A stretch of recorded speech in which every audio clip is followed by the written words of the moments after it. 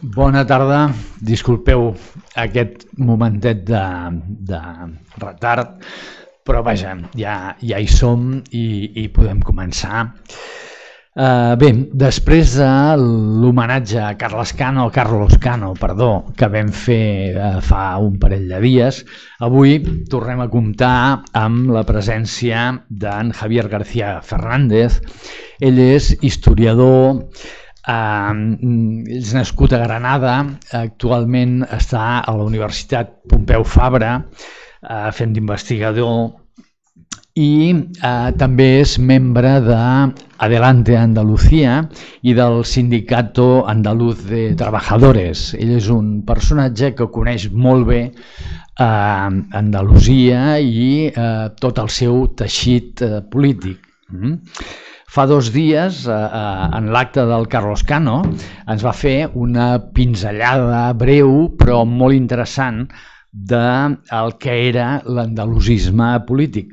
Avui, clar, amb més temps, ens agradaria aprofundir sobre el tema i fer un recorregut històric sobre l'andalusisme, naturalment començant amb la figura de Blas Infante, que va ser, és reconegut com el pare de l'andalusisme, que clar, ara suposo que estaria d'actualitat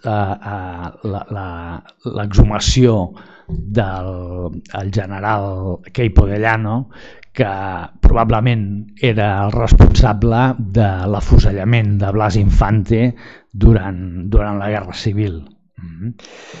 Bé, repassarem per un cantó aquests orígens de l'andalusisme i el paper que va tenir l'andalusisme, naturalment no en la postguerra, on ningú va tenir cap paper polític a Espanya, però sí en el tardofranquisme, doncs l'andalusisme va tornar a renéixer. Clar, veurem també què va passar o quin paper va jugar l'andalusisme dins aquesta jugada del folklore andaluz que va explotar el franquisme, no? I clar, aquí ens extendrem cap al procés de democratització que va patir després Espanya i, en definitiva, en la configuració de l'estat autonòmic que encara tenim avui en dia, no? I veurem algunes propostes fonamentals que té l'andalusisme en propostes econòmiques, polítiques i socials pel que seria la seva configuració de l'Estat. I com no podia ser d'altra manera, també parlarem del procés que s'ha viscut a Andalusia arran també del procés polític independentista català i les conseqüències que això ha pogut tenir en la política andalusa, no? I probablement el Javier ens parlarà de propostes de futur de la societat andalusa, la societat que hi pot haver dins l'estat espanyol o inclús en un marc més ampli europeu. Després de la intervenció d'en Javier, naturalment obrirem un torn de debat, de preguntes i podrem debatre sobre el tema. Sense més, endavant, Javier. Moltes gràcies, Narcís. Moltes gràcies. Otra trobada al Ateneu. Muchas gracias a todas y a todos por asistir a este conversatorio, a lo que espero que sea un conversatorio. Como señala Narcís, a raíz del... ¿Sí? Vale. Bueno, así. Vale. Como señala Narcís, un poco... debido, gracias al homenaje que se hizo aquí hace unos días a Carlos Cano, surgía también el interés de ampliar un poco algunas pinceladas de, eso que se llama el andalucismo político o, las formas que Andalucía ha tenido de representarse a sí misma y de representarse frente al conjunto del Estado como proyecto político, ¿no? Entonces me propusieron esta charla y yo la verdad es que estoy muy agradecido porque creo que no siempre hay esos puentes de diálogo entre... diferentes proyectos como sociedades que se dan al interior del Estado español y de esto hablaremos un poco, ampliaremos un poco más adelante, pero los diferentes proyectos, por decirlo así, regionalistas, nacionalistas o soberanistas, de alguna forma, en cierta medida, se encierran sobre sí mismos y no hay siempre esta capacidad de tener un diálogo que no pase por el centro del Estado, sino un diálogo de aprendizaje entre diferentes experiencias. El andalucismo político yo creo que es uno de los grandes desconocidos porque se enfrenta a ese gigante que es el andalucismo cultural, o la cultura andaluza que de alguna forma ha sido sustraída por el Estado español para disfrazar la cultura de Estado y esto ha permitido que no siempre se conozca el proyecto político de los andalucistas y el proyecto, o sea, la forma que tienen de pensar el mundo la gente que se define como andalucista, ¿no? Una primera cuestión que me gusta siempre señalar es que en Andalucía, debido a este fenómeno, a esta identidad expansiva, no hay dos palabras, una que defina la identidad regional y otra que defina el proyecto político. Es decir, al igual que en Cataluña hay catalanidad y catalanismo, o en Galicia galleguidad y galleguismo, en Andalucía solo hay una, que es andalucismo. Entonces, esto hace que a veces se confundan la pertenencia identitaria a Andalucía, que puede estar vinculada a cualquier ideología, y la construcción de un proyecto político que tiene como sujeto la sociedad andaluza, ¿no? Esto hace que el límite entre sentirse muy andaluz al margen de tu ideología o construir el proyecto político andalucista tenga una frontera muy confusa a veces, ¿no? Y justo tiene que ver con esto que digo, ¿no? La operación del Estado español a través de los dos últimos siglos para, en su impotencia frente a Andalucía por ser una sociedad tan grande, de frontera, con una cultura expansiva, ese extractivismo cultural que ha hecho el Estado español para disfrazar los regímenes, sobre todo en contextos de régimen autoritario, de dictadura, el franquismo, pero también durante el 19, de disfrazar el Estado de cultura andaluza para generar una idea nacional de España totalmente ficticia y totalmente inexistente, ¿no? Digo esto porque no todo el que se considera muy andaluz tiene que ver con ser andalucista y no tenemos una palabra como sería la catalanidad para diferenciarla, ¿no? Y esto ahora lo vamos a desarrollar. Yo defino el andalucismo político en tres corrientes que tienen que ver también con tres expansiones o tres grandes debates sobre la identidad andaluza. La primera ola, que es la que se desarrolla en los años 30, en torno a la figura de Blas Infante, pero no solo, y esto lo explicaremos ahora, y que va más o menos del 1915, las consecuencias del regeneracionismo y de la pérdida de Cuba y Puerto Rico en adelante, hasta el asesinato de Blas Infante y hasta el final de la Guerra Civil, periodo en el que se configura lo que se llama el regionalismo, el primer autonomismo andaluz. Una segunda ola que surge con los primeros movimientos de oposición al franquismo, especialmente en las ciudades, en Sevilla entre otras, a lo largo de los 60, y que termina con la configuración de lo que se puede llamar el régimen del 82, ¿no? Como contraposición al régimen del 78 en el Estado español. En Andalucía se configuró un régimen construido por un partido político al más puro estilo de un partido país. O sea, el PSOE de Andalucía construye las propias instituciones, la sanidad, la educación, que da lugar a un verdadero régimen que tiene como su punto inicial en el año 82. Y la tercera ola andalucista, que es el debate identitario que se está dando ahora mismo en la sociedad andaluza, fundamentalmente en los últimos años, pero que en esta última década, 2010-2020, ha tenido unos antecedentes que analizaremos, como la disolución del Partido Andalucista, la disolución de las candidaturas unidas a los trabajadores y la disolución de lo que había sido el andalucismo político electoral de la segunda ola en diferentes ideologías, ¿no? Entonces, divido el andalucismo en estas tres fases porque hasta hace muy poco tiempo se hablaba de andalucismo histórico para el primero y andalucismo político para el segundo. Y la gente que vivió ese andalucismo político, que era el segundo, pues hoy tiene 60, 70 años, pero hay una generación que tiene 30 y que no vivió el andalucismo político, y yo creo que eso inaugura que, bueno, haya unas nuevas definiciones y nuevas formas de entender qué significa el proyecto político andalucista. Esta primera ola, a pesar de que la figura de Blas Infante ha sido construida desde diferentes perspectivas por las instituciones, y todo lo que es el Estado autonómico en Andalucía se ha basado en cierto modo en la figura, en la imagen y en algunas de las ideas de Blas Infante sigue siendo el gran desconocido. Su pensamiento sigue siendo un pensamiento muy desconocido. Sus obras son obras que no están dentro del debate político y son obras que no han sido editadas. O sea, la Junta de Andalucía entre 2014 y 2017 reeditó 3 de sus obras, pero realmente es un autor que es muy desconocido a nivel teórico, incluso en su propia biografía. Blas Infante es un hijo del regeneracionismo.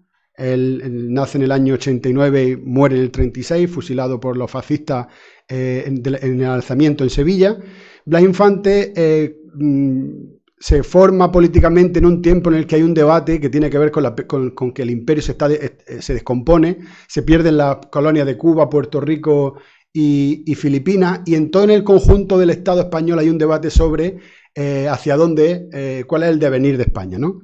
Yo creo que es importante tener en cuenta que ese es también el momento en el que el pensamiento de los primeros regionalistas en Cuba penetra en el Estado español, sobre todo, por ejemplo, la obra de José Martí y esa reflexión sobre España como problema, que hace que todos aquellos sectores que estaban teniendo contacto con los regionalistas en Cuba permean al Estado español esa ideología regionalista que no siempre se tiene en cuenta y que se cree, yo diría que hay una visión como que los primeros regionalismos del Estado español tienen como una influencia francesa o influencia europea, pero no siempre se pone en relieve la importancia del regionalismo cubano, de la lucha de Puerto Rico, bueno, el Triángulo Azul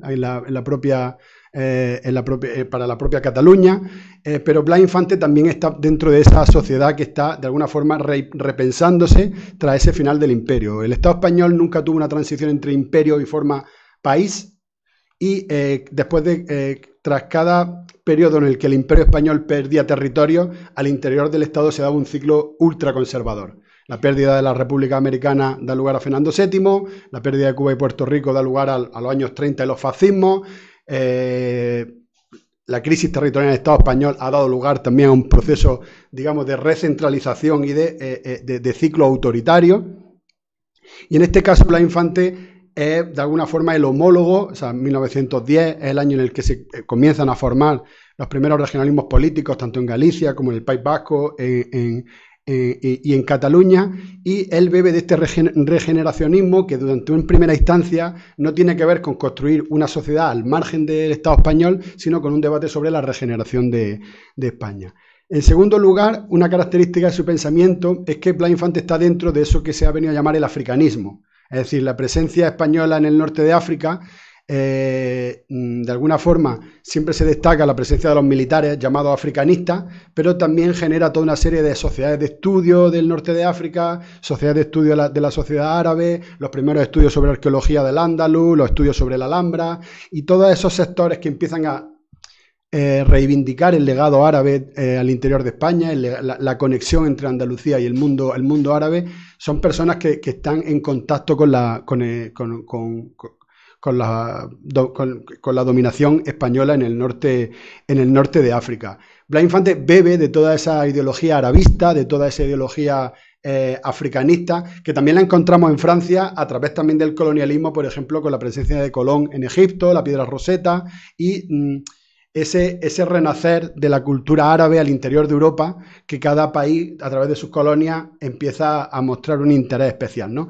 Con la diferencia de que cuando Inglaterra está en Siria o Napoleón está en Francia, cuando los andaluces van al norte de África no se encuentran a un otro, no se encuentran una alteridad, sino que eso les lleva a una propia reflexión sobre la historia de Andalucía. Y comienzan a percibir que Al-Ándalus no solamente es fundamental para la historia de la península ibérica, sino que Al-Ándalus también es fundamental para la historia del norte de África.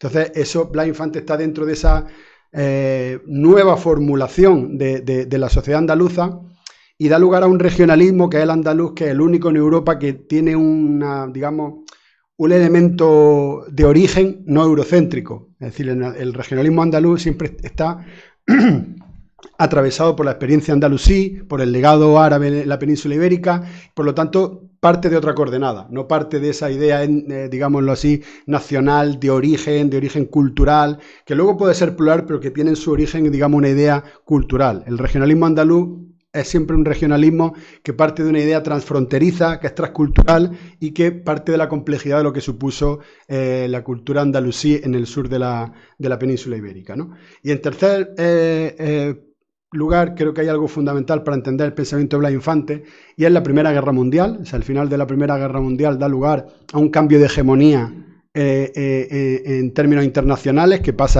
en la que Estados Unidos pasa a tener un papel, digamos, de de dominación o de supremacía en las relaciones internacionales, y al final de la Primera Guerra Mundial tenemos los 14 puntos de Wilson, que fueron la forma en la que Estados Unidos proponía reordenar las relaciones internacionales en un contexto en el que se estaban disolviendo los imperios. O sea, en la Primera Guerra Mundial se disuelven 4 grandes imperios: el otomano, el austrohúngaro, o sea, el austríaco, el húngaro y el español. Y hacía falta una teoría para construir estados de todas las naciones que surgían de esas disoluciones de imperios que se estaban dando, el otomano, el ruso, el austrohúngaro y el español, entre 1900 y 1917. Y hacía falta una nueva teoría política sobre cómo construir naciones en un contexto de disolución de los imperios. De estos 14 puntos de Wilson, el punto quinto decía esa frase tan repetida en muchas ocasiones, que a cada nación le corresponde un Estado. Es decir, que cada nación tiene derecho a un Estado. Finalmente, a lo largo del siglo XX fue muy al contrario, y cada Estado se construyó una nación en un ejercicio de justificación y de legitimación del Estado. O sea, no se cumplió eso de que cada nación tenía derecho a un Estado, sino que cada Estado se legitimó a sí mismo a través de la construcción de una cultura nacional, en algunos casos de forma muy ficticia, con elementos muy violentos, con elementos muy autoritarios, pero no se plasmó eso de que a cada nación le correspondiese un Estado. Blas Infante escribió un libro que se llama El principio de las culturas, donde trataba de reformular esa idea para decir que lo fundamental no eran las nacionalidades, sino las culturas, y que toda cultura tenía derecho a existir, porque Blas Infante argumentaba que un Estado no aseguraba a una nacionalidad, no le aseguraba ni la democracia, ni le aseguraba su capacidad de representarse. Por lo tanto, Blas Infante, en vez de hablar de nacionalidad, empieza a hablar del principio de las culturas. Eso va a acompañar el pensamiento de Blas Infante durante las siguientes décadas, tratando de huir de un debate sobre nacionalismos en los que uno se excluye al otro, y que era un terreno donde Andalucía, de alguna forma, no podía, vamos a decirlo así, competir, porque no hay una lengua normativa al margen del Estado español, no hay una historia paralela entre Andalucía y España, sino que la propia España se funda en la conquista de Al-Ándalus, y no hay, digamos, dos naciones paralelas, sino que lo que hay es una guerra de una contra otra que da lugar a la propia España. O sea, Castilla, en la conquista de Al-Ándalus, encuentra la formación de España. España no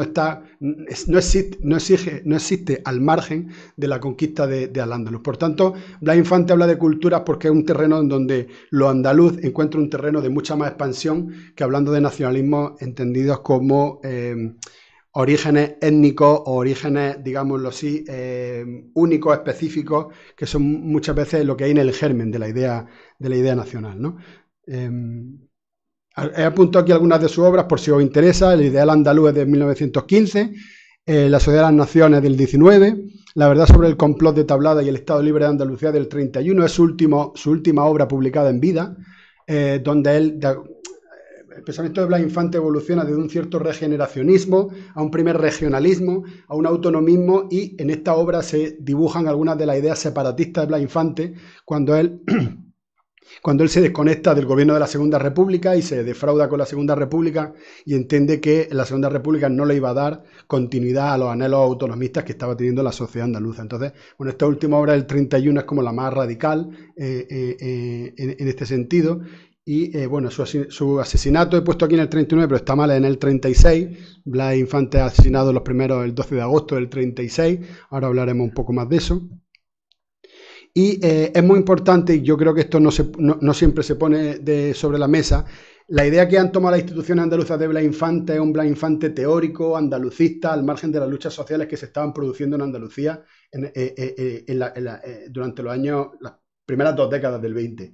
No se puede entender desde mi punto de vista el andalucismo si no se piensa desde el trienio bolchevique. Se llama trienio bolchevique a los ecos de la Revolución Rusa en el Estado español, pero específicamente en Andalucía, donde se desembocaron una serie de huelgas muy fuertes entre año 17 y año 19, fundamentalmente en Córdoba. Hay un libro que es un clásico que se llama Agitaciones campesinas en el trienio bolchevique, escrito por Juan Díaz del Moral, que era un notario cordobés que hizo una historia de las luchas en esos años. Tanto es así que entre el año 17 y 19 se dan esta serie de luchas jornaleras, huelgas, bloqueos, y en el año 19 se reúne la primera asamblea andalucista, reconocida como tal, en Córdoba, y publica lo que se llama el Manifiesto de la Nacionalidad, que es el primer documento en el que se afirma que Andalucía, no solamente como Blas Infante estaba teorizando años antes, es una cultura, sino que se afirma como una nacionalidad. Y aquí vendrá el debate posterior sobre nacionalidad histórica, nacionalismo, nación, pero aquí ya se sitúa Andalucía como una nacionalidad. Es el momento en el que se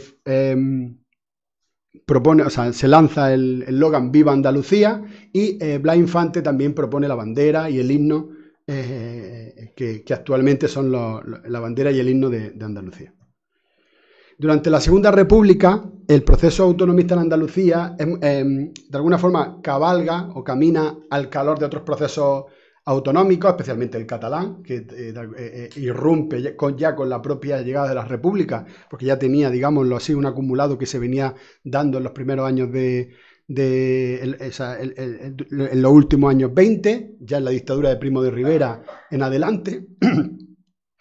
Cuando se proclama la República, las diputaciones provinciales empiezan un proceso de discusión de un anteproyecto de estatuto que se tenía que haber presentado en las Cortes Republicanas, y se crea un anteproyecto que termina siendo un documento que se llama Bases para el Estatuto de Autonomía, que en el 33 ya estaba de alguna forma listo para entregar.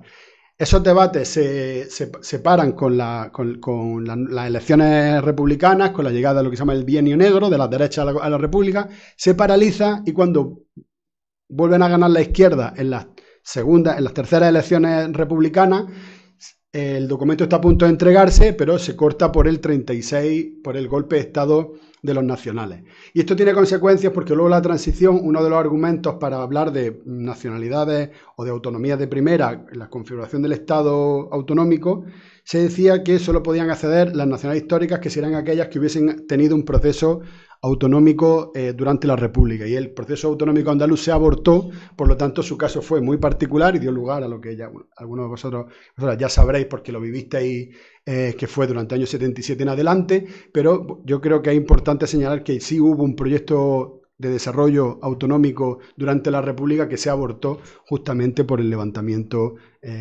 fascista. En el año 36, de alguna forma, se aborta. Blas Infante, hay que decir que lo fusilan de forma sumarísima. A él lo secuestran en su casa el día 8 de agosto. Lo tienen 4 días encerrado en el cine Jáuregui, que está en la Plaza Jáuregui, en Sevilla, y lo fusilan en la carretera de Carmona la noche del 11 al 12 de agosto, y no hubo juicio, ni hubo sentencia. En el año 40 se firma una sentencia posteriormente donde literalmente se afirma que fue condenado a muerte por pertenecer a una candidatura andalucista y revolucionaria. Entonces, bueno, ese documento se conserva, pero ese documento se produce casi 4 años después de su fusilamiento.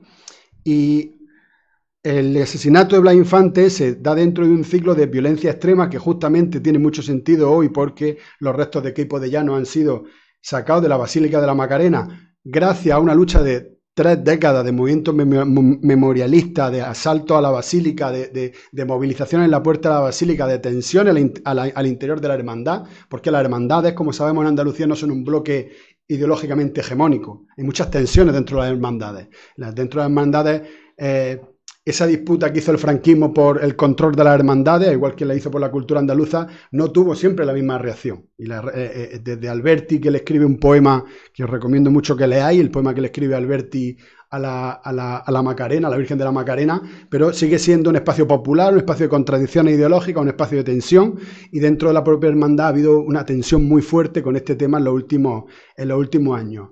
Hay que decir que Queipo de Llano, al igual que Franco, que Sanjurjo y Mola, eran militares coloniales, eran militares que venían de África. Y no se puede entender la violencia que practicaron contra la población si no se tiene en cuenta que venían de asesinar a indígenas, a sujetos coloniales. Es decir, en Europa no ha sucedido que los dirigentes coloniales tomen el poder en el Estado. Es una particularidad del fascismo español que explica la violencia con la que estos militares asesinaron a su paso a población local. y fundamentalmente en Cádiz, Sevilla y Huelva, que fue el ejército del sur de Queipo de Llano, la violencia es extrema, da lugar a una sociedad rota para los siguientes 50 años, y todavía no se han cerrado la herida del franquismo, pero bueno, abortar el andalucismo fue parte de esa tarea. Muchos intelectuales del andalucismo, aparte de Blas Infante, estuvieron en el exilio, estuvieron en México, estuvieron en Francia, pero de alguna forma se aborta el proyecto político autonomista, y al igual que el sindical, la izquierda, el feminismo, pues vienen unos años oscuros, una noche oscura para el movimiento andalucista. Lo que es interesante de lo que podríamos entender por la segunda ola, que es la que comienza en los años 70, que en cierta medida también se está dando junto con el resurgir del catalanismo, del galleguismo, de la izquierda Berchale, en el Estado español, pero también está un poco en diálogo con lo que está pasando en América Latina, con las naciones sin Estado en el conjunto de la Europa occidental, y con una cuestión que es fundamental para entender el andalucismo, que es el panarabismo. Es decir, las relaciones del andalucismo de los años 60-70 no se estaba dando directamente con el catalanismo, y ahora hablaremos de las primeras conexiones, sino que hay un resurgir del mundo árabe, de Gamal Abdel Nasser, de Gaddafi, del Frente Polisario, de movimientos árabes, está la lucha palestina, que siempre impactaron profundamente la sociedad andaluza, y los líderes del andalucismo siempre estuvieron muy impregnados de esa cultura panarabista y nacionalista.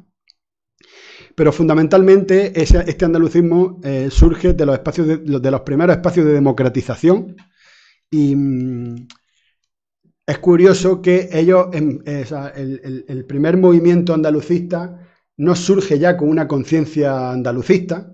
En el año 70 se funda lo que se llamó Alianza Socialista de Andalucía, que venía del grupo Compromiso Político, que era un grupo en la clandestinidad liderado por Alejandro Rojas Marcos. Entre años 65 y años 70, el periodo de la clandestinidad, que están operando al interior del sindicato vertical, de los ayuntamientos franquistas. En el año 70 legalizan esta asociación, y en el año 75 legalizan el Partido Socialista de Andalucía. Pero digo esto porque cuando se funda los líderes andalucistas fundan estos primeros espacios de sociabilización en las luchas por la democratización, no hay una conciencia previamente andalucista. En el año 75, un miembro de las juntas liberalistas, que había sido el espacio político de Blas Infante, un señor de 90 años que se llama Antonio Carmona, conoce a una persona que en aquella época estaba en el andalucismo, que es Antonio Burgos, y le pasa un libro de Blas Infante, El ideal andaluz, que conservaba de los años 30, y una bandera andaluza. Y de alguna forma estos militantes, estos jóvenes de 25 años descubren que hay un proyecto identitario andalucista que también tuvo un papel en la República, y que tuvo un papel también en la democratización de la sociedad andaluza en los años 30. Y se refunda ese proyecto andalucista blasinfantiano con la ideología del momento de los años 70. Yo diría que hay como tres influencias fundamentales del andalucismo. La primera es un marxismo que está muy ligado a Gramsci a través del componente, de la presencia de curas obreros. Todos los curas obreros en Andalucía, tanto los curas jornaleros como Diamantino García, que es fundador del Sindicato Obrero del Campo y líder de las luchas jornaleras, los curas obreros que participan en el movimiento, como José María de los Santos, que fueron teóricos del andalucismo, iban a estudiar a Roma. Y en Roma leían la obra de Gramsci, fueron algunos de los que tradujeron al castellano y en editoriales andaluzas en los primeros años 70 la obra de Gramsci.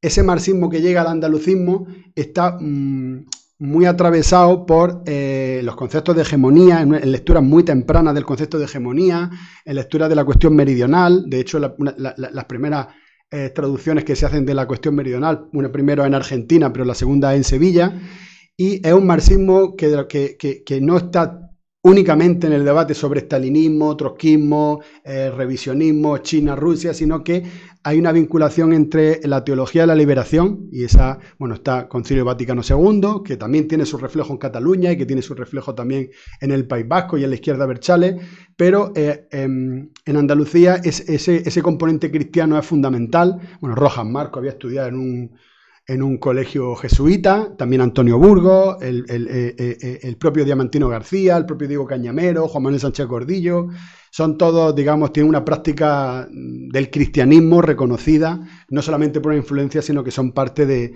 bueno, son personas que están muy vinculadas al cristianismo y a ese compromiso social que el cristianismo tiene en los años 70 y 80 a partir del Concilio Vaticano II, ¿no? Y en tercer lugar, como digo, la cuestión panarabista. O sea, Rojas Marcos, Luis Uruñuela y todos los líderes de andalucismo durante los años 70 estaban viajando a Siria, estaban viajando al Líbano, estaban viajando a Egipto, estaban viajando a Marruecos, estaban conociendo a los líderes del movimiento árabe, porque el hecho, la búsqueda de o sea, el renacer de la conciencia andalucista siempre pasa por la historia de Andalucía. Y la historia de Andalucía está atravesada por un hecho que se llama Al-Ándalus, que ocupa un papel fundamental en la historia de Europa y que el andalucismo siempre se topa y redefine en cada uno de los momentos históricos. Esto hace que los líderes del andalucismo, igual que Carlos Cano hizo en su momento, componiendo Crónica Granadina y su obra sobre Al-Mutamid se despide de Sevilla, esto era parte de su generación. Hay toda una generación que en Andalucía que en los años 70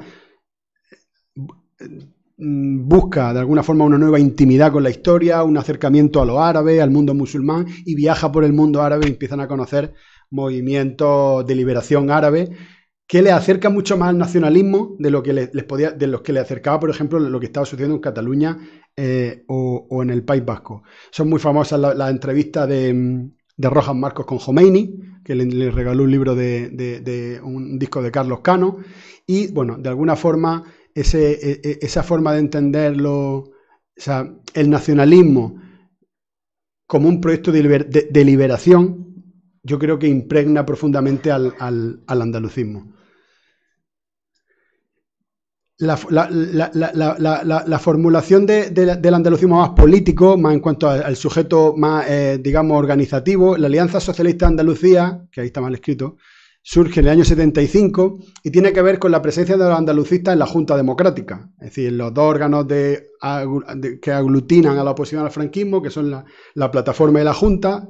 Los andalucistas van a la Junta y empiezan a ver que el PSOE ya estaba en una operación de desarticular, destruir toda oposición andalucista que tuviese por la izquierda, y cuando se da la fusión, que es conocida como la Platajunta, el PSOE veta a los andalucistas. Entonces ellos se dan cuenta que necesitan una organización política que dispute con el PSOE y que de alguna forma tenga capacidad de anticipar ese envite que se va a dar, porque el PSOE veta a todos los grupos nacionalistas, regionalistas, pero especialmente al PSA, porque la dirección política del PSOE en ese momento eran andaluces, y la forma en la que se enconó el enfrentamiento entre Felipe González y Rojas Marcos va a tener una virulencia extrema, ¿no? Porque el PSOE, y de esto hablaremos un poco más tarde, tenía dos grandes misiones históricas. Una era conectar a las clases populares con las élites, y la segunda era conectar a Andalucía con el conjunto del Estado, ¿no? Atravesando además la cuestión catalana. Por lo tanto, Alianza Socialista Andalucía se convierte en partido político en el 1975. De hecho, por casualidad me he dado cuenta que el que aparece justo en el centro con el puño levantado es José Acosta, que será diputado en el Parlamento de Cataluña, porque mucha gente no sabe, pero en el Parlamento de Cataluña había diputado andalucista antes que en Andalucía. Y eso no es un hecho, no es una casualidad, no es Cantabria, y no es decir, eso dice algo de una conexión vital, de una conexión entre dos sociedades que no son exactamente hermanas, sino algo, es decir, otro tipo de conexión que yo creo que está todavía por reflexionar, ¿no? Y que da lugar a que el Partido Andalucista tenga una presencia en Cataluña durante un periodo, y que tuviese diputados y representación andalucista. El primer lugar del mundo donde hubo representación andalucista fue Cataluña.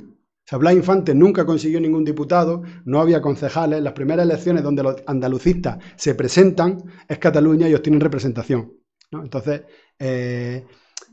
eso definitivamente le da un impulso al PSA en Andalucía y el andalucismo se estrena en Andalucía ya con un dato, digamos, de cierto optimismo. En el 75, como digo, se crea el primer congreso del Partido Andalucista. Es un partido que, aunque, o sea, de alguna forma también era homólogo de otra experiencia, aunque no orgánica, como pudiese el PSG de Beira o el Partido Socialista de Madrid de Tierno Galván, el PSM de Mallorca. Hay toda una constelación de espacios socialistas, regionalistas en el conjunto del Estado español, pero yo creo que hay como importantes diferencias. Fruto de estas diferencias no se llegó a crear un partido socialista alternativo, al PSOE. Y bueno, en el año 77, como sabéis, se produce el debate sobre la construcción del Estado autonómico, es decir, el final de la dictadura implica una clave de democratización en términos sociales, en términos de movimiento obrero, pero hay otra clave que no es solamente en clave social, sino que en clave nacional territorial. Hay un nuevo debate sobre la construcción de ese viejo debate sobre el Imperio Español que se disolvía, que perdía territorio y que solamente se unía mediante ciclos autoritarios, se cierra durante 30 años, pero se vuelve a abrir en los años 70 y hay un debate sobre qué tipo de encaje dar a aquellas sociedades que tenían un proceso de maduración interna como eran Cataluña y País Vasco. En el año 77, ante el hecho de que se fuesen a convocar nacionalidades a dos ritmos, como se decía, los ayuntamientos andaluces llaman a la consideración del 151, que este es un debate más largo y muchos lo conoceréis e incluso están mejor que yo. El 4 de diciembre surge contra esa tendencia que se estaba dando al interior del régimen de construir un Estado a dos velocidades, ¿no? O sea, con sociedades que eran consideradas nacionalidades y negando esto en principio a Galicia y a Andalucía, que desembocó en lo que conocemos, bueno, por una nueva operación del Estado, desembocó en lo que conocemos como el Estado autonómico. Pero la importancia del 4 de diciembre es que es la primera vez que hay una representación de la sociedad andaluza que apela a su derecho a ser como la que más. Es decir, el hecho de que la dominación cultural que el Estado ha hecho sobre Andalucía, que ha generado una sociedad, digamos, de alguna forma colonizada, que no tiene un espacio cultural representativo, no tiene un escenario intelectual propio, porque a diferencia, esto lo hablábamos también el otro día con Carlos Cano, la forma en la que ha tenido el Estado de oprimir, por ejemplo, a Galicia, al País Vasco o a Cataluña, ha sido presionarla y contraerla, prohibir la lengua, reducir su espacio cultural. La forma que ha tenido el Estado español de dominar Andalucía ha sido la contraria, ha sido desmantelar su cultura y impedir que la sociedad andaluza se reconozca en su cultura. Entonces, todas las disputas del andalucismo, yo decía el otro día, el andalucismo siempre disputa por volver a ser lo que fuimos, significa recuperar lo que el Estado nos expropió para dárselo al conjunto del Estado. No para dárselo, sino para disfrazar en una operación de representación del Estado en términos nacionales de lo que al principio era de los andaluces. Y de alguna forma se supera esto que pasaba el año 70. Yo creo que son como las dos actitudes ante esto, que las dos convergen en todo el mundo. Una es el andaluz, para poder demostrar, tiene que hablar perfecto español, pronunciar la S, ser educado, comportarse. Y entonces, de alguna forma tienes que renunciar a tu forma de ser, que puede ser más abierta, con una sociabilidad más cercana, que puede incorporar un acento que no es el hegemónico.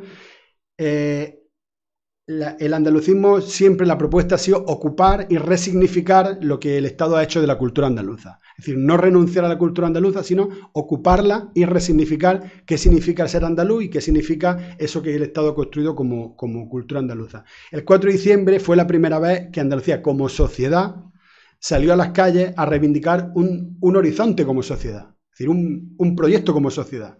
Hasta ese momento el andalucismo en los años 30 había sido muy minoritario en las capitales de provincia, fundamentalmente en Sevilla, pero este 4 de diciembre hubo manifestaciones multitudinarias en todas las capitales, en las grandes ciudades, incluso aquí en Barcelona, en Palma, en Madrid, en todas las ciudades donde había andaluces emigrantes.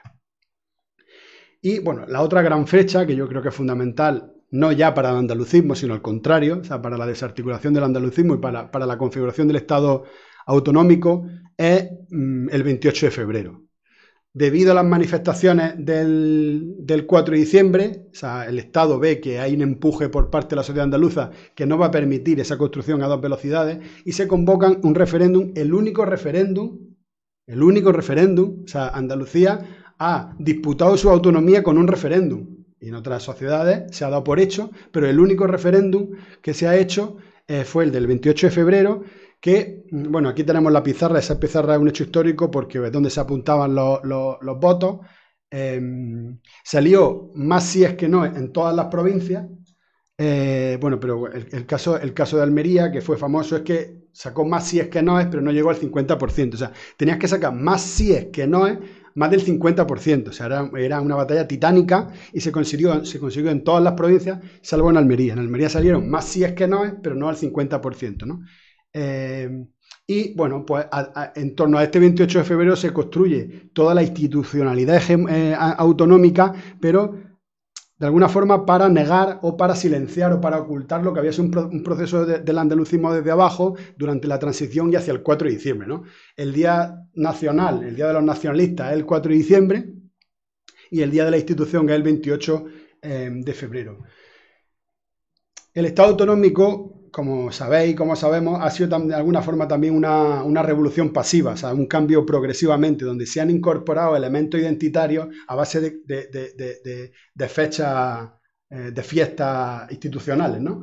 Y de alguna forma la sociedad andaluza hoy se reconoce mucho más con el 28 de febrero, porque en el colegio se levantaba la bandera, se tocaba el himno con la flauta dulce, se comía pan con aceite, entonces de alguna forma hay como varias identidades andaluzas que no siempre quieren decir lo mismo. Yo creo que ahora estamos llegando a de alguna forma, el debate andalucista que ahora vamos a tocar está haciendo converger que el 4 de diciembre ya es una fecha mucho más conocida que hace unos años por este despertar, pero el 28 de febrero sigue siendo una fecha importante para los andaluces y los andaluces. Fue el día que se votó y fue el día que la sociedad andaluza contribuyó a que no hubiese ese modelo de Estado a 2 velocidades, que luego ya tendremos que analizar cuál es el alcance y los límites del Estado autonómico, pero ese ya es otro debate que puede darse ahora, pero que no es exactamente el mismo, ¿no? Esa configuración de la autonomía andaluza también tiene mucho que ver con el salir de la pobreza, o sea, las letras de Carlos Cano son el mejor relato histórico, que vuelvan pronto los emigrantes, acabar con el subdesarrollo, acabar con la emigración, que haya cultura, que haya prosperidad, pero justo después, o sea, después eso, el año 80, en el 82 llega el PSOE, y entre el año 82 y el año 92 podemos decir que hay una década perdida. Es como la década donde se instaura el subdesarrollo, la precariedad, la desarticulación del pequeño campesinado, el PER, todo ese capitalismo extractivo y ese capitalismo agresivo, la apuesta por el turismo de masa, la agricultura de exportación, todo ese capitalismo agresivo se concreta en el 92 en la Expo. O sea, la Expo es como la gran festividad del capitalismo de muerte, de destrucción, de destrucción natural, ecológica, del turismo, de renunciar a un proyecto de desarrollo, a un proyecto de liberación, a un proyecto de estabilidad económica, a un proyecto de industrialización, de sostenibilidad. Eso se concreta en el 92, ¿no? A partir del 92 vuelve la crisis. O sea, en el 92 fue una gran apuesta económica por Madrid, por incorporar a Sevilla, la transformación de Sevilla a nivel urbano, la construcción de la isla de la Cartuja, RTVA, todas las grandes instituciones, digamos, se aceleran hacia el 92 para mostrar ante Europa, bueno, que Andalucía ya era, o sea, la Comunidad Económica Europea, la sincronización económica del espacio común europeo había dado lugar que Andalucía, que era la tierra de frontera, el extremo sur de Europa, ya estuviese dentro de una lógica de desarrollo con 9 universidades públicas, con 9 aeropuertos, con el y hasta con la el AVE, hasta Curro, se va al Caribe, ¿no? Entonces, los reyes en Sevilla, o sea, todo eso es la representación, yo diría, más infame de la década perdida, ¿no? Entre el año 82 y el año 92. El año 2008, de alguna forma, supone, en el conjunto del Estado, pero específicamente en Andalucía, el año 2008 supone un año de catástrofe porque se empieza a quebrar una sociedad que ya era frágil y se empieza a quebrar un capitalismo que ya era muy frágil y empiezan a darse de alguna forma situaciones que no se vivían en los últimos 20 años como migraciones forzosas, jóvenes en paro, desahucios, gente que no llegaba a fin de mes, carencia en las casas y se inaugura un proceso de movilización que se da lugar en el 2009. Pensás que, por ejemplo, el Sindicato Andaluz de Trabajadores se funda en el año 2007. Todo el ciclo de movilizaciones que se da a partir de 2008 encuentran en Andalucía una serie de organizaciones nuevas que no venían, digamos, de la transición, sino que se están formando. El SAT en el 2007, la Marcha de la Dignidad. O sea, hay un nuevo auge de nuevas movilizaciones que, en cuanto que llega la crisis de 2008, los movimientos sociales en Andalucía se activan, digamos, muy rápido. Bueno, luego llegará el 15M, pero entre el año 2008 y el 2011 ya hay un ciclo de movilizaciones en Andalucía. En el año 2012 son las marchas obreras, o sea, vuelve el debate sobre la tierra, vuelve el debate sobre el sindicalismo jornalero, la reforma agraria, un debate que el PSOE había tratado de olvidar. O sea, para ciertos sectores de la política andaluza era una vergüenza que se hablase de tierra en el 2012, una cosa que ya supuestamente se había superado, pero el 50% de las tierras cultivables en Andalucía están en manos del 2% de los propietarios. Hay una cuestión agraria que se pone sobre la mesa. Se dan, recordaréis, los asaltos al Mercadona. Es decir, hay un nuevo debate sobre la hambruna, sobre que la gente tiene hambre y sobre que se pueden asaltar supermercados ante una situación de desigualdad extrema. Y se empiezan a activar lo que se llama la plataforma 4 de diciembre, que fue una plataforma que articulaba movimientos sociales en torno a la fecha del 4 de diciembre. Yo creo que hay como, y ya con esto ya vais terminando por aterrizar un poco y dar paso a otras intervenciones, todo eso da lugar a una nueva forma de situar a Andalucía en el Estado español. No he hecho una diapositiva sobre cómo impacta el proceso en Andalucía, porque esto va a ser meterme en el charco. Voy a dar algunas líneas y ya luego en el debate cada uno, pero digo, esto es meterme en el Ateneo Barcelonés con una diapositiva sobre el impacto del proceso en Andalucía. Puedo salir o por una ventana o por otra. Entonces no he preparado, la traía prometida, pero no la he preparado. Pero sí que creo, ya por entrar a algunos detalles, yo sí creo que a partir del, bueno, el llamado proceso se activa pues la colisión que hay entre Artur Mas y Rajoy hacia el año 2007, pero eso da lugar a ese proceso de empoderamiento de la sociedad catalana visto desde fuera, da lugar a una reflexión identitaria en el conjunto del Estado, y especialmente en Andalucía. O sea, Andalucía y Cataluña no son, como se dice a veces, pueblos hermanos. O sea, es otra realidad. Entre el año 40 y el 60, 1,5 millones de andaluces salen de Andalucía y entran en Cataluña. Eso desarticula dos sociedades y fue la solución que la dictadura militar tuvo para acabar con dos focos de insurrección que eran Andalucía y Cataluña. Esto tiene que ver con que ese impacto identitario que provoca el proceso a la externa da lugar en Andalucía. Y yo voy a decir 3 ejemplos. El a por ellos, es decir, en los últimos 200 años la sociedad andaluza ha estado siempre a la vanguardia de las movilizaciones sociales. En el cantonalismo, en la Primera República, en las ocupaciones de tierra, en la Segunda República, en la transición, en la Marcha de la Dignidad, y de repente vemos un sector, una implosión reaccionaria, es decir, un consenso reaccionario, que en el a por ellos, ¿no? En segundo lugar, la operación del partido andalucista, sobre todo del sector más reaccionario y más conservador, representado por Susana Díaz, que equipara unidad de España a igualdad, independencia a egoísmo. Y en esa ecuación gana la extrema derecha, pierde la Junta de Andalucía y por primera vez en 40 años de democracia llega a la derecha, la extrema derecha, a la Junta de Andalucía. Una tierra donde nunca había gobernado la derecha, donde el miedo de la dictadura seguía vivo, y gana el PP más, vamos a decir, moderado, ¿no? Que es el que representa Juan Manuel Moreno, que por supuesto es un neoliberal infame, pero no tiene, digámoslo así, un proyecto de PP moderado.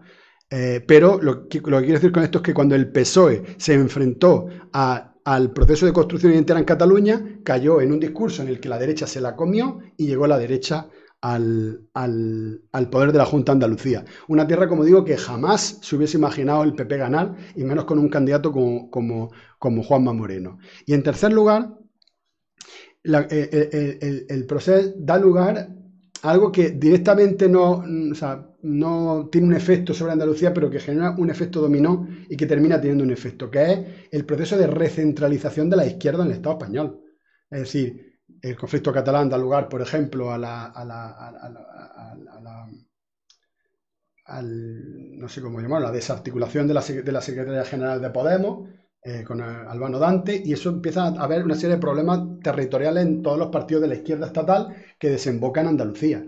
Y los debates que se tienen al interior de los partidos de la izquierda estatal tiene que ver con que Andalucía es el gran granero de votos de la izquierda de los partidos estatales. O sea, los partidos estatales gobiernan el Estado con votos andaluces.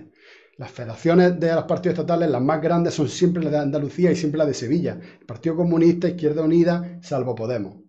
Porque Podemos es una nueva izquierda urbana que no tiene lugar en el sur. O sea, para Podemos el sur no existe porque el lenguaje no es el de la izquierda que conocemos, clásica rural, ¿no? Esto da lugar a que el proceso también activa un debate que en Andalucía tiene una esfera pública que, como digo, es reaccionaria, pero que tiene otra discusión interna que es, bueno, ¿y por qué nosotros no? Si nosotros nos organizáramos como los catalanes, ¿qué necesita? Me acerco un poco más, ¿no? Vale, gracias.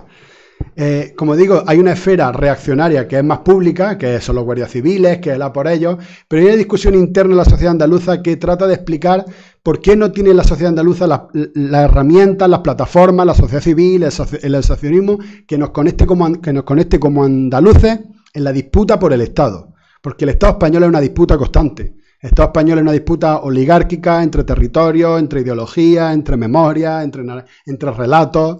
Y la sociedad andaluza no estaba organizada para consigo misma en esa disputa. Es decir, los andaluces están dispersos por el Estado. Ocupan un lugar de inferiorización cultural, pero bueno, pues los andaluces, al no tener, como decía, una lengua normativa, un relato histórico al margen de lo español, eso ha generado una serie de debates que yo creo que han puesto sobre la mesa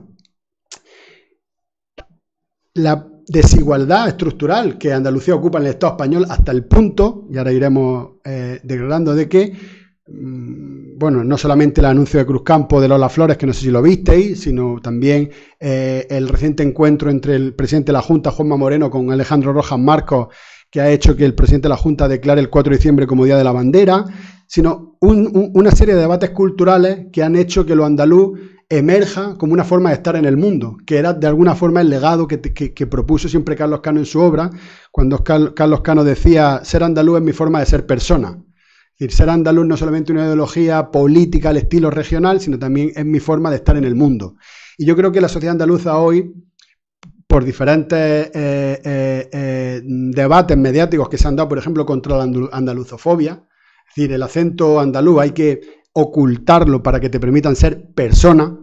Tu acento tienes que camuflarlo para que no parezca un analfabeto, un cateto, o sea, una persona sin cultura. Y dices, bueno, pero si nos han robado a todos Lorca, Lorca, Alberti, Machado, Cernuda, la literatura española. O sea, nos han robado a todos los referentes que son escritores andaluces. ¿Por qué nos ponen como los analfabetos? Tendría que el acento andaluz ser el de ilustre y letrado y poeta.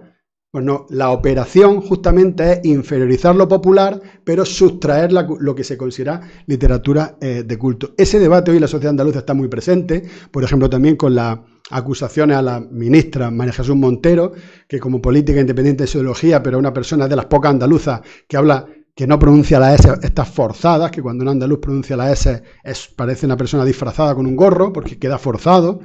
Y María Jesús Montero usa su acento y la derecha la ataca por el acento, ¿no? Esto genera debate, esto ya está en prensa. Y yo creo que hay como dos elementos más que voy a señalar ya casi por cerrar. El primero es, creo que había un debate muy importante en el feminismo andaluz que pone sobre la mesa. Yo he puesto aquí dos obras, uno se llama Como vaya yo lo encuentre, Feminismo andaluz y otras prendas que tú no veías, que tiene que ver con la búsqueda de referentes para el feminismo andaluz que no tengan que ser siempre los referentes de un feminismo teórico, europeo, academicista. ¿Por qué el referente del feminismo tienen que ser autoras europeas y no puede ser mi tía María Encarna haciendo croquetas? ¿por qué los referentes teóricos que las mujeres en Andalucía tienen que tener están tan alejadas de nuestro propio espacio íntimo? ¿Y por qué no puedo considerar a mi madre, a mi tía abuela, quizás mujeres solas, quizás mujeres separadas, quizás mujeres maltratadas, quizás mujeres sufridoras? No las puedo considerar como referentes políticos y referentes vitales, y tengo que leerme a una persona de lejísimos, cuya experiencia vital es totalmente alejada de la mía y que no encuentro con ella nada más que eslóganes y que no me conectan. Y esto es un debate que es cercano al que han tenido las feministas africanas, las feministas árabes, las feministas andinas, las feministas en el Caribe. No es diferente, ¿no? Es decir, ¿por qué la presencia de las mujeres en mi comunidad, que han sostenido la comunidad, que han trabajado la tierra, no se construyen como referentes políticos? Y tengo que leer a mujeres cuya aportación, por supuesto, nadie pone en duda, pero no están cerca de mi trayectoria vital. Las mujeres, las inmigrantes andaluzas en Cataluña, las inmigrantes andaluzas en Suiza, esas trayectorias transfronterizas, que son historias migrantes, no se construyen como referente político de las mujeres activistas hoy en el andalucismo, en el feminismo, y este primer libro, como vaya yo lo encuentre, es realmente, yo os lo recomiendo mucho. El segundo se llama Las sin tierra, rompiendo el mito de la musa andaluza, y es otra obra que forma parte de este debate, que como os digo es más amplio. Si ponéis en Google el feminismo andaluz os van a salir muchas cosas. Esta segunda obra lo que señala es que se ha construido una imagen sobre lo que es mujer andaluza. Si tú cierras los ojos y piensas, mujer andaluza, si cerráis los ojos ahora mismo, más o menos las líneas están, ¿no? No hace falta que lo explique, ¿no? Porque habrá aquí mujeres andaluzas, entonces tampoco... Pero, sin embargo, hay otra serie, dice la autora, Soledad Castillero, esa mujer que nos imaginamos, porque la operación cultural, la batalla cultural ha sido tan bruta que nos imaginamos, pero... Esa mujer, ¿por qué se atraviesa? Exotización, romanticismo, erotismo, sexualidad, cuerpo. Dice, bueno, pero es que ha habido toda una serie de luchas por la democratización del Estado español que se han producido por mujeres andaluzas que no encajan en el modelo que se ha representado. El primer manifiesto considerado feminista en el Estado español está redactado por dos mujeres en Cádiz en el 1850. Eso, bueno, todo esto está en el libro, que tiene que ver también con las luchas cantonales, con la Primera República, hacia 1870. Ya hay una identidad de mujeres defendiendo el papel que las mujeres hacen en la fábrica. No solo eso, el papel de las cigarreras, la lucha sindical en la transición, las jornaleras, y hace todo ese recorrido de la aportación de mujeres que han sido referentes para otro tipo de sociedad, que es la que hoy, pero que no se representa en los estereotipos de esa mujer exotizada. Y termina con el ejemplo de las mujeres jornaleras de Huelva, que hay mujeres nacidas en África, mujeres nacidas en Huelva, mujeres nacidas en Rumanía, pero son mujeres que están trabajando en Andalucía y que no se les considera mujeres andaluzas y que no están en esa representación, ¿no? Entonces, bueno, esas dos obras son muy pioneras, pero pues, hay muchas otras, y pongo aquí una imagen del grupo Califato 3x4, que de alguna forma es uno de los grupos que, bueno, hace poco salió en un programa de televisión que para Andalucía es fundamental, que es Juan y Medio.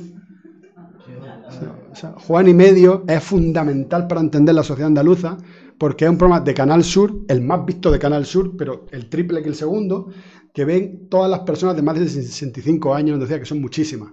Entonces, es un programa donde, claro, el hecho de que lo vean tantas personas mayores también te dice algo de las personas mayores. O sea, analizándolo sociológicamente, tú puedes ver en qué la gente piensa, en cómo la gente, ¿no? Y, bueno, uno de los programas más hegemónicos en la televisión pública andaluza, ¿no? de los más importantes. Bueno, este grupo fue a ese programa, y es uno de los grupos que está participando de esa, como decía antes, de esa disputa por el folclore. Es decir, si el folclore andaluz ha sido la forma en la que el Estado nos ha robado lo que somos y lo ha deformado caricaturescamente, pues hay dos formas de enfrentarse a eso. Lo uno es renunciar a lo andaluz y evitar tu acento, evitar, no me gusta la feria, no me gusta tal, no me gusta la Semana Santa, no me gusta. A donde te lleva esto es que te quieres distanciar de lo andaluz para poder ser español, hombre, blanco, persona. La otra teoría es la de ocuparlo. Y de alguna forma lo que ha pasado esto, o sea, Califato no es su obra está muy inspirada, por ejemplo, en el pintor Ocaña, en esa forma de disputar lo que el Estado ha hecho de nosotros. O sea, disputar lo que el poder, disputar esa operación por la cual el poder nos ha despojado de lo que era nuestro. Entonces, de alguna forma, en esa disputa se puede redefinir qué significa ser andaluz, qué significa la cultura andaluza y qué significa nuestra forma de estar en el mundo. O sea, tenemos que renunciar a nuestra forma de estar en el mundo, a nuestra forma de sociabilizar, a nuestra forma de expresarnos, a nuestro acento. ¿Por qué no es legítimo? ¿Por qué me siento mal cuando mi acento se ve o cuando mi acento se escucha? ¿Qué pasa cuando yo me expreso tal y como soy? ¿Qué problema hay en eso? ¿No? Bueno, esa serie de reflexiones yo creo que están en la sociedad andaluza, que son parte del debate mediático. Y bueno, ya por terminar, todo esto ha dado lugar, tanto el ciclo de recentralización de la izquierda en el Estado español, como ese proceso cultural, esa nueva renacer de la conciencia que ha generado el espejismo, el espejo con Cataluña, a que, bueno, después de 40 años haya una nueva opción política andalucista. Me he dejado en medio, una cuestión que me he dejado en medio es que pasa entre el año 82 y la actualidad con el andalucismo más político, lo que sería el Partido Andalucista, que es una cuestión muy amplia, que, bueno, si a alguien le interesa podemos ampliar, pero me parece importante no entrar en ese tema porque es un periodo muy complejo, porque el Partido Andalucista, en primer lugar, bueno, se rehechiza expulsando a parte de su ala de izquierda, luego hace 2 gobiernos con el PSOE de Andalucía y de alguna forma se diluyen esos gobiernos y se disuelve en 2015. En 2015 también se disuelve la candidatura unitaria de trabajadores, que era el partido de Juan Manuel Sánchez Cordillo, el alcalde de Marialeda, se disuelve también en 2015 y es de alguna forma el modo que tiene la segunda ola de disolverse, ¿no? Entonces se genera un hueco, se genera un vacío en la sociedad andaluza que todos estos debates que os digo sobre identidad han vuelto a ocupar, y eso cristaliza en el surgimiento del Partido Adelante Andalucía, liderado por Teresa Rodríguez. Aquí pongo una foto de ella y también una foto del 4 de diciembre, que es la Veneno y la Virgen de la Macarena, que generó un debate impresionante que hubo que retirarlo. Este cartel se retiró. El partido tuvo que retirarlo del debate que tuvo lugar por cruzar a la Veneno con la Macarena, pero esta es parte de esa disputa. Es decir, ¿por qué no pueden ser 2 referentes, la Veneno y la Virgen de la Macarena? Yo dejo la pregunta ahí, ¿no? Yo en ese momento no entendía el cartel, pero cuando se retiró dije, aquí está pasando algo, ¿no? Para que haya que retirarlo. Y esos son parte de los debates identitarios. Y bueno, pues Adelante como opción política es relativamente joven, aunque tiene un corazón antiguo. Es parte de esa batalla, como digo, mediática sobre cómo se define lo andaluz, quién define qué es lo andaluz y qué opinan los andaluces ante esa definición, que yo creo que en lo español o en el Estado español está muy presente y siempre es como ocupa mucho espacio eso que significa el andalucío. En segundo lugar, creo que Adelante y el andalucismo existe un giro que entiendo que también ha pasado en Cataluña y en otros sitios, que es pasar de una cultura nacionalista que se construye en torno al hecho nacional, que normalmente está muy vinculado a orígenes, a historia, a procedencia. Se construye una hipótesis política que trata de trabajar el soberanismo. Entendiendo el soberanismo no solamente soberanía nacional, que también, sino otro tipo de soberanías que no son la soberanía nacional.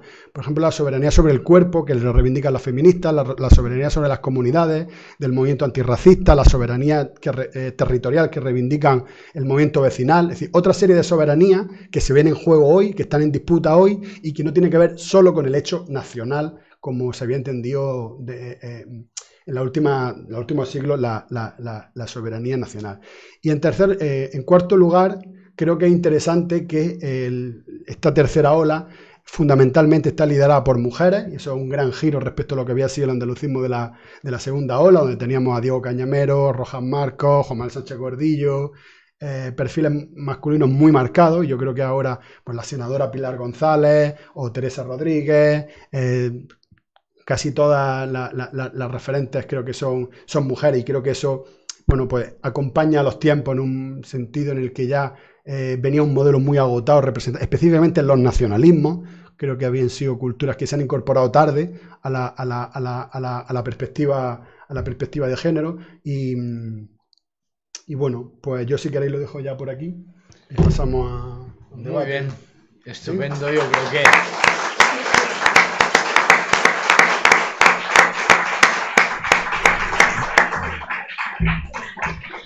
Muchísimas gracias, Javier. Yo creo que ha sido una exposición brillante, muy clara, innovadora y muy clarificadora, especialmente aquí en Cataluña, donde el fenómeno andaluz, la cultura andaluza, pues no siempre se ha entendido.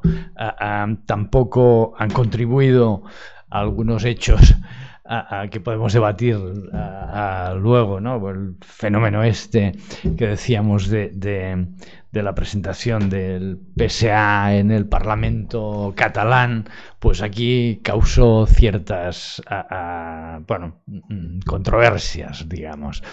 También sería interesante, yo creo, debatir lo que tú has pasado por alto, que sería la influencia del proceso catalán, el proceso soberanista catalán, qué consecuencias o qué impacto llegó a tener en Andalucía, ¿no? Yo un comentario que sí haría respecto a lo que decías tú de que Andalucía y Cataluña no son culturas hermanas. Sin embargo, tengo una frase de Blasco Ibáñez, precisamente, que decía: yo quiero trabajar para la causa del espíritu andaluz porque en ella nací. Si en otra parte me encontrara, me esforzaría por esta causa con el mismo vigor, ¿vale?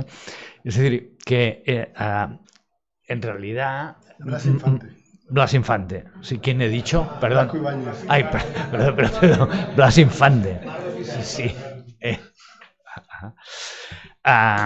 Bien, en fin, yo creo que podemos abrir un debate y bueno, comentar aspectos del... Sí, sisplau, tenim... Sí, que bueno, me ha hecho gracia la segunda diapositiva. Esta has puesto... Así, me ha hecho gracia la segunda diapositiva. Has puesto régimen pesoísta, ¿no? Régimen, la palabra régimen, ¿no? Ya es todo lo que me sorprende a mí es, bueno, de hecho, más allá del nacionalismo, regionalismo y todo, esta historia es la capacidad de dar respuestas de abajo a arriba, ¿no? Porque Cataluña, históricamente, pues ha habido movimientos que no han puesto soberanismo en primera línea, pues CNT, PUM, PSUV, ha habido de todo, ¿no? También el soberanismo, por descontado. Pero esta capacidad de abajo a arriba frente a lo que son franquicias del Estado, porque el PP y el PSOE, pues tú lo has puesto aquí, parece que sean establecimientos que te ponen. Yo no sé si esto viene en Andalucía limitado porque hay una derecha o unas élites muy bestias, bueno, y por la política de Rojas Marcos, la deriva del PSA, OPA y todo aquello, porque movilizaciones había por la vía estatutaria. Y si también el PSOE, el trío este de Guerra, Borbolla y Felipe González, fue un poco llevar la gente al huerto, ¿no? Esto sería, yo desde aquí no lo sé apreciar. Sí, no, vamos. Varias intervenciones, creo, porque si no se puede liar, ¿eh? Sí. Podemos estar aquí esta mañana, Javier y Narcís. Bueno, claro, yo tengo... Bueno, te felicito, Javier, te felicito. Es impresionante la capacidad que tienes de resumir, el talento, y me alegro porque es una persona joven. Porque si tuvieras la edad que tengo yo, pues creo que ya no llegamos a tener... O sea, no tenemos esta esperanza de que estos espacios de liberación o estos espacios nuevos de los que tú has hablado se puedan llevar a cabo. Es decir, no es lo mismo tener 30 años que tener 70, digamos, ¿no? Yo creo que, como siempre, lo que ha dicho Narcís, habría que profundizar un poquito en por qué el PSA se presenta aquí en Cataluña en el 80. En el 80. Porque se presenta, y eso qué supuso con dos parlamentarios, Acosta y Hidalgo. ¿Qué supuso en la sociedad catalana? Que no, yo creo que no se entendió, pero bueno, eso es una opinión personal. Cómo en el año 1975, que todavía vivía Franco, se funda el Partido Socialista Andaluz y no pasa nada. No pasa nada. ¿No? es extraño. En cierta forma es extraño.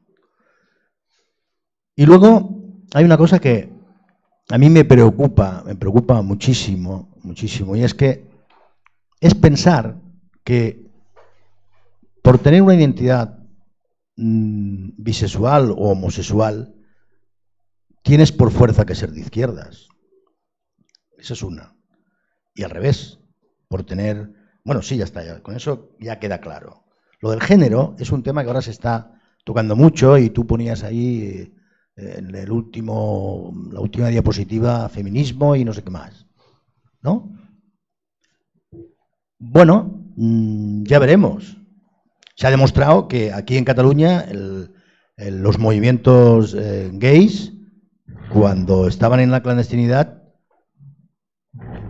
bueno, se suponía que eran de izquierdas. Luego ya cada uno con su identidad sexual. No es lo mismo la identidad sexual que la identidad política o tu vocación política.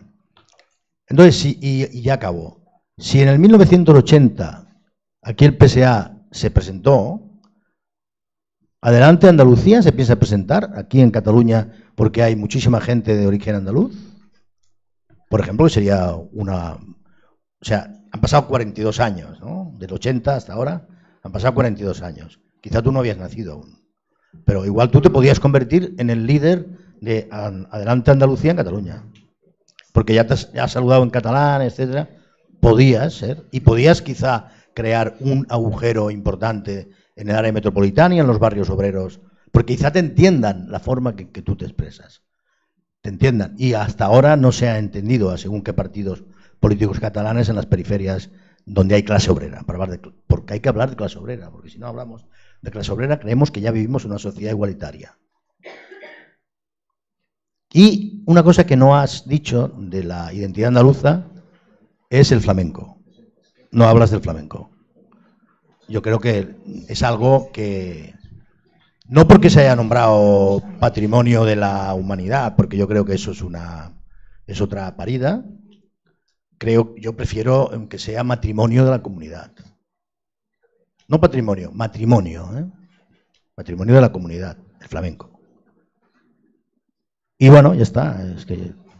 y si conoces, pues supongo que conoces a Isidoro Moreno. Isidoro Moreno hizo con otras personas un documental que desmonta a las cofradías directamente. Las desmonta porque demuestra en aquel documental que están dominadas por lo más reaccionario de Andalucía. Ahora han pasado 40 años, es posible que ahora no. Es posible que ahora sean populares. Pero el peinado con gomina y los trajes de los presidentes de las cofradías me recuerda a los presidentes de las casas regionales que hay en Cataluña, aprovechándose del origen andaluz. Me recuerdan muchísimo. Entonces, la gente que participa en estas cofradías, tanto en Cataluña como en Andalucía, los presidentes y los que mandan son normalmente gente, empresarios, y la gente de base que va a esos sitios son de clase trabajadora. Entonces hay una manipulación de lo andaluz, lo mires por donde lo mires. Para mí no hay solución. Lo andaluz es manipulable. Perdón. Espera, tenim aquesta noia, sí, i tenim una paraula demanada aquí també. Sí, jo us demanaria, sisplau, brevetat i brevetat en la resposta. Dues consideracions i dues preguntes. Dues consideracions a propòsit de la teva intervenció. Jo crec que sí, que el tema aquest de les confraries i tot això va canviar amb el temps. A mi em van encarregar l'any 89, Paco Lobatón, que organitzés, diguem-ne, una cosa que es deia Crònica de la Setmana Santa. La vaig fer amb Nonio Parejo, un realitzador extraordinari, i vaig preguntar, jo, si no tinc ni idea d'això de la Setmana Santa, dius, per això, perquè no tens ni idea, per això convé fer-ho, si no us queda en mans dels capillites. Llavors, no vaig detectar en cap moment, amb tot el que vaig recollir, que va ser molt, els senyorets. Els senyoritos no hi eren. Aquesta és la primera cosa. La segona, en relació al feminisme, jo sí crec, i les dones, i com ha conclòs el Javier, sí tendeixo a creure que, a banda de les classes treballadores, les dones estan emergint com un subjecte social de canvi i, a més, esperançador, com es demostra en alguns llocs del món, Brasil, Xile. Dues preguntes. Una, jo sí et demano, i em fa l'efecte que ho ha fet també el Narcís, és que això que no, el bassal, el charco, en el que no et volies ficar, t'hi fiquis i ho expliquis.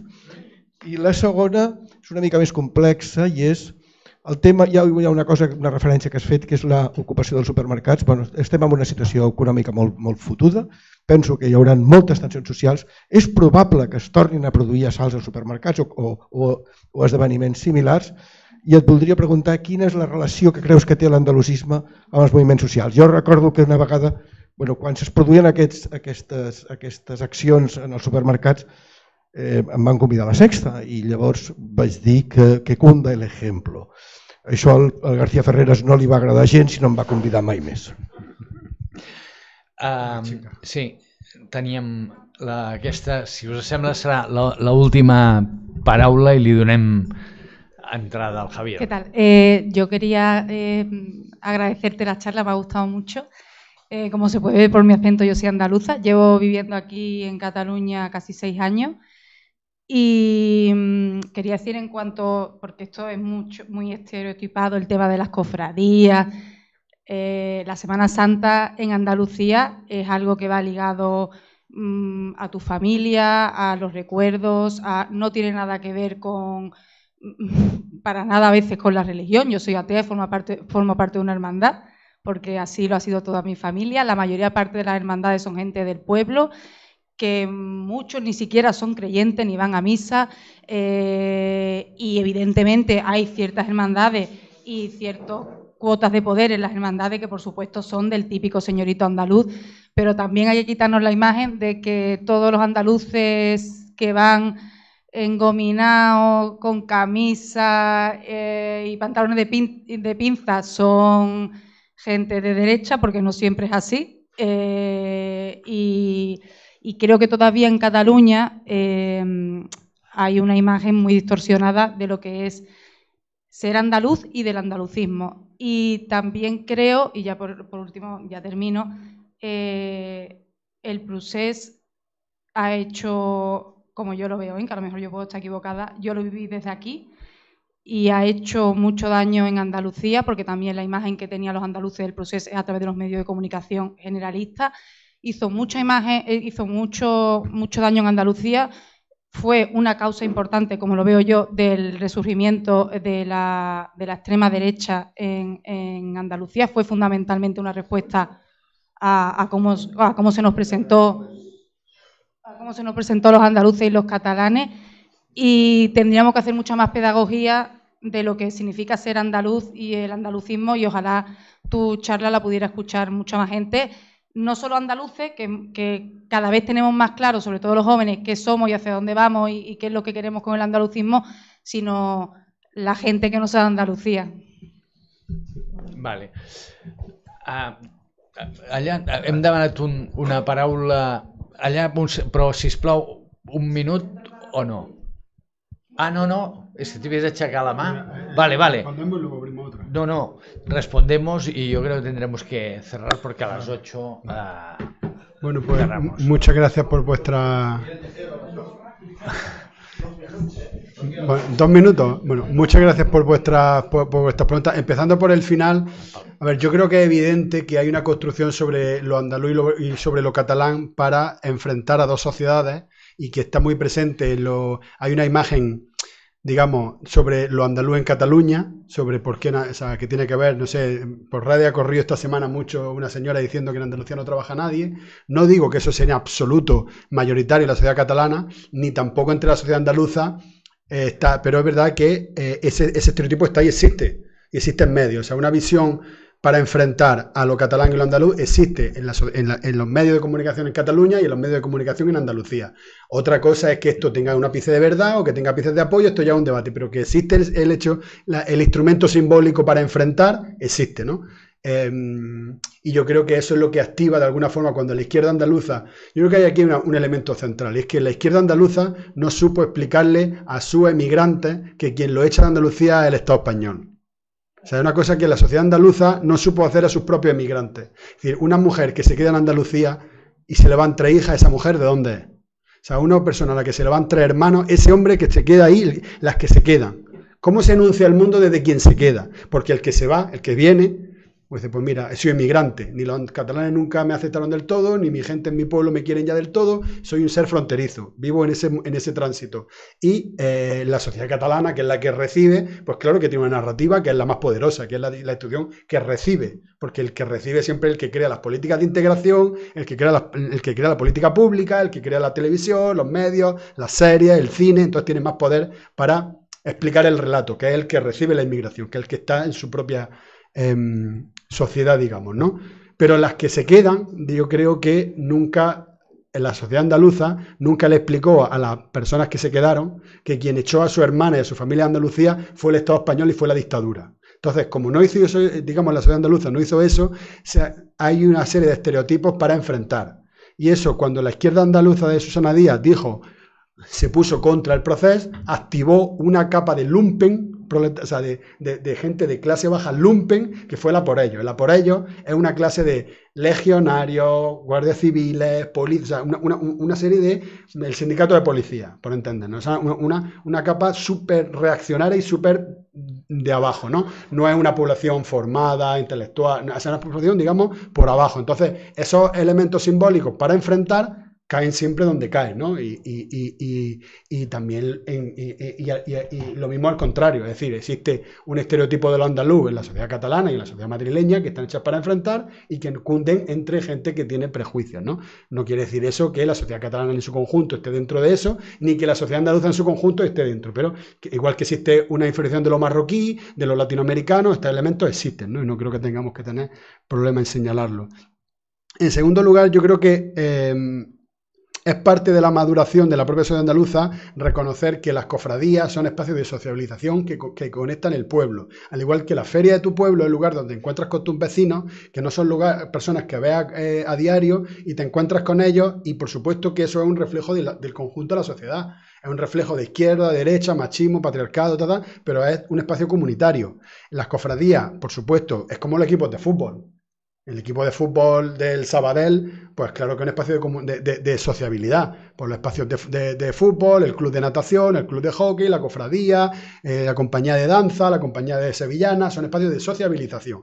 La dictadura se encargó de politizarla y esa operación fue dura. Entonces, claro que la ideología de la dictadura penetró en esos espacios comunitarios, pero también había resistencias dentro. De hecho, el ejemplo del documental que señalas, que se llama Rocío, que ha sido el único documental censurado en democracia, el único documental que se ha censurado en el Estado español después del año 75, ha sido este documental, se llama El Rocío.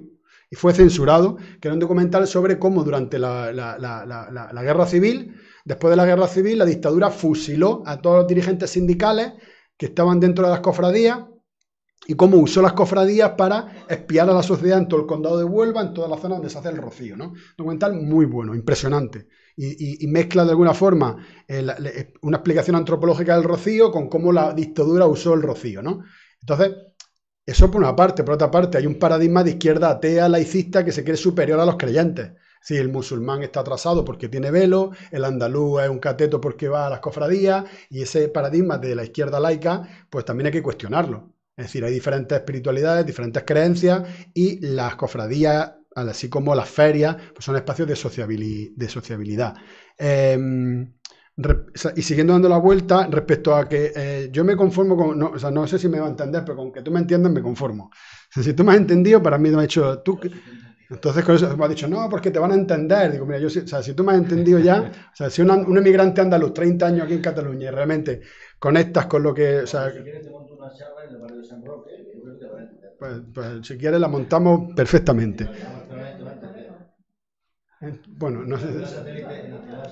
Vale, pero vale, ya veremos. Llevo aquí poco, estamos aterrizando. Entonces, en segundo, y ya por terminar, respecto al tema del andalucismo, de por qué no surge o por qué no tal, Felipe González, Madrid, yo creo que en el Estado español hay una clave que ya está más que descubierta, que es que para gobernar en tu propio territorio tienes que pactar con Madrid.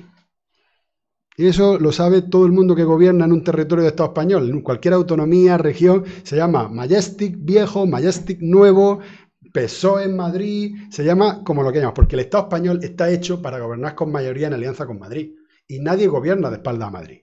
Entonces, una de las tareas de la política nacionalista, regionalista, soberanista, es que cuando colapsa tu parlamento regional o nacional, ya colapsa, ya está. ¿Y ahora? Entonces, lo siguiente es pactar con Madrid.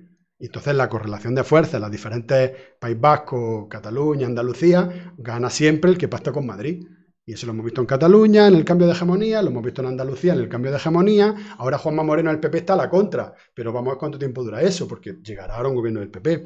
Quiero decir con esto, aunque no es una excepción que en Andalucía se haya gobernado Andalucía desde Madrid o con Madrid o desde Madrid, es que en el conjunto del Estado español el sistema político está hecho para que pactes con Madrid. Los medios de comunicación, si no sales en Madrid, ¿quién es famoso en el Estado español?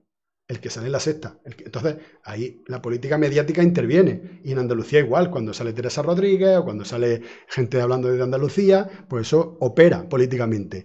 En el caso del PSOE, la operación fue apoyarse en el lobby andaluz para gobernar el Estado. En el caso de Cataluña ha sido diferente, han sido alianzas territoriales, pero la política española tiene ese límite, porque el Estado es fuerte y el Estado es el que toma, digámoslo así, ¿no? Entonces, aún no conocemos una política territorial que no tenga algún acuerdo con Madrid, porque bueno, la política catalana en los últimos 10 años ha sido un intento de eso, ¿no? De huir a un... Lo que yo creo es que lo que no se ha intentado, yo creo que el ciclo en el que estamos ahora presupone que hay que abrir un nuevo diálogo donde las periferias entren en diálogo entre ellas sin pasar por Madrid.